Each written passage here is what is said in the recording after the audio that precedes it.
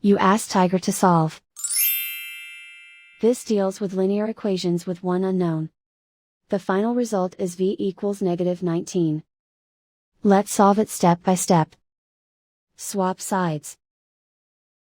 Group all constants on the right side of the equation. Subtract 23 from both sides. Group like terms. Simplify the arithmetic.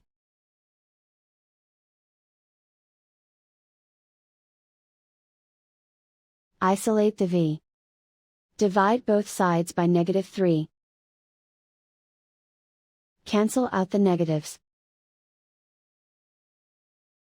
Simplify the fraction.